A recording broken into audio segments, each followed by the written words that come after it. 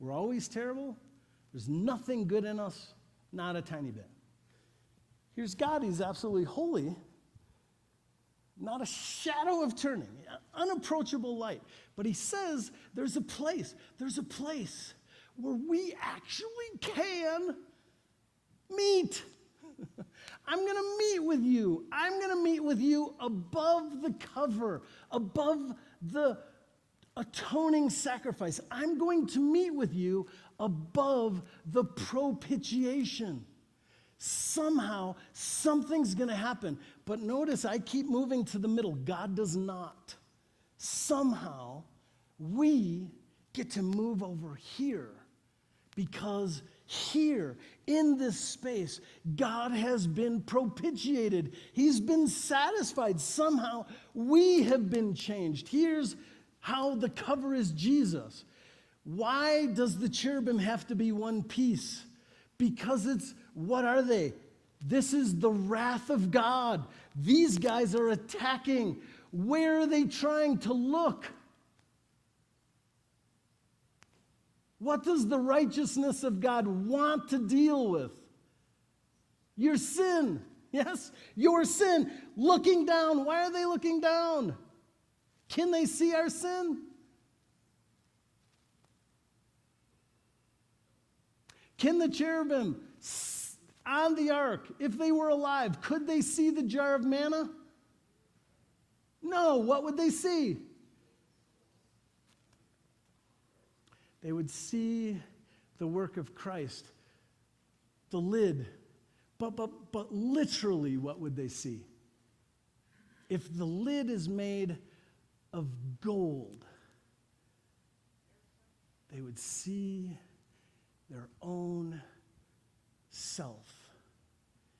And if the cherubim represent the righteousness of God that wants to deal with our sin, when the righteousness of God looks down to see us, what does it see? A reflection of God's own righteousness, right back. God doesn't see the work of Jesus for you changes the fact that God now cannot see his sin. When he looks down, when the righteousness of God looks down to meet with us, it sees a reflection of his own righteousness right back at him. He who knew no sin became sin so that you could become what? The righteousness of God. The righteousness. God, when he sees you, when he meets with you, when he looks down, when his righteousness knows there's something to deal with, he sees the finished work of Christ, the solid gold lid, and he sees his own reflection. This is Jesus's holiness. It's one with the lid. This isn't God the Father.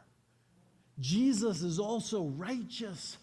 He also knew what it took to hide you in him. Where are you in the Ark of the Covenant?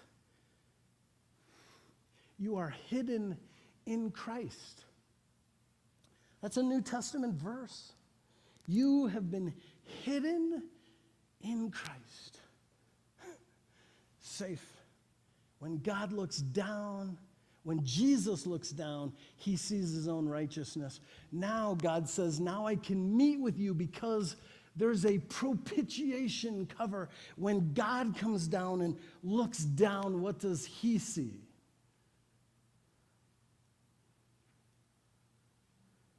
Christ and a reflection of what? His own holiness.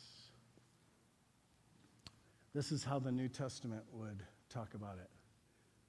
Once you were alienated from God and were enemies in your minds because of your behavior. You used to be over there, every one of you.